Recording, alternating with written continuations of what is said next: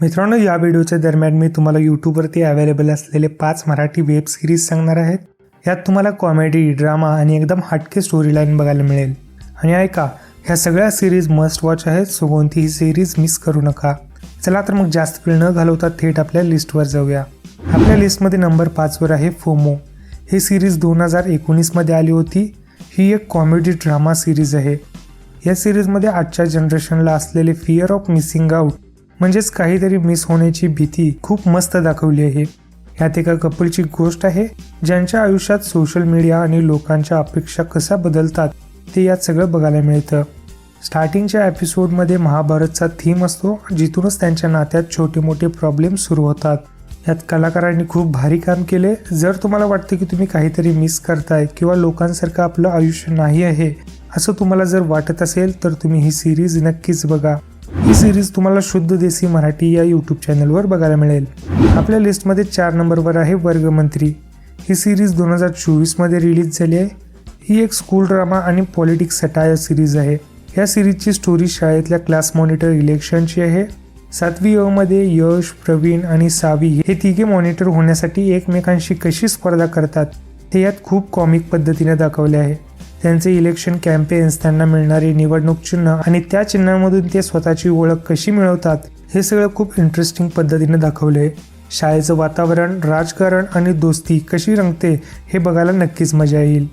यात कलाकारांनी खूप उत्तम काम केलं आहे, ते तुम्हाला नक्कीच आवडतील. ही सिरीज तुम्हाला खासे TV या यूट्यूब चॅनलवर बघायला मिळेल. नंबर 3 वर आहे वन्स अ इयर. ही सिरीज 2019 मध्ये रिलीज झाली होती. ही एक रोमॅन्टिक कॉमेडी सिरीज आहे. या सिरीजची स्टोरी लाईन एकदम हटके आहे. यात एका कपलची म्हणजेच अमृता आणि यश यांची 6 वर्षांची लव्ह स्टोरी दाखवली आहे. ते फक्त वर्षातून एकदाच भेटून. प्रत्येक एपिसोडमध्ये त्यांच्या वर्षातील एकच दिवसाची भेट दाखवली आहे.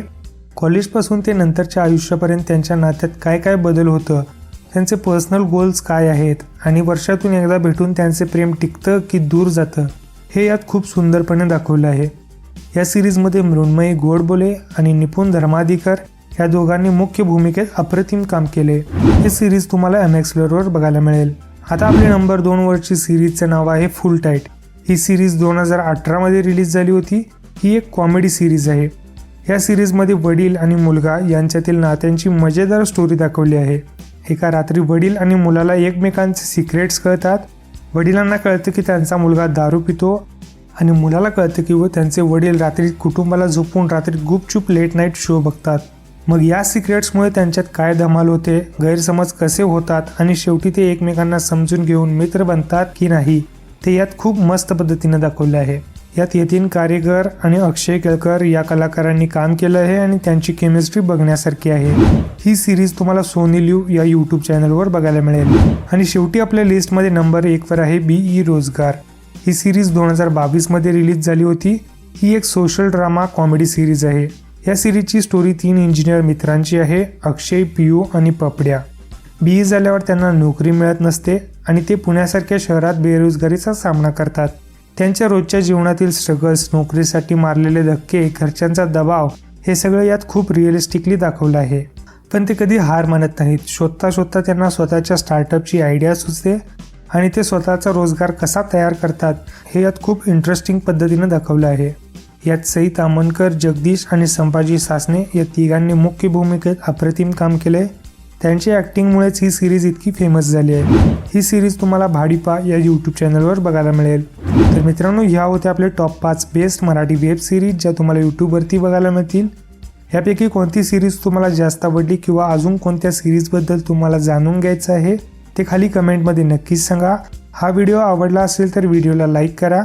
आणि जर तुम्हाला टॉप 5 अंडररेटेड मराठी मूव्हीजबद्दल जाणून घ्यायचं असतील तर हा राईटवाला व्हिडिओ बघा.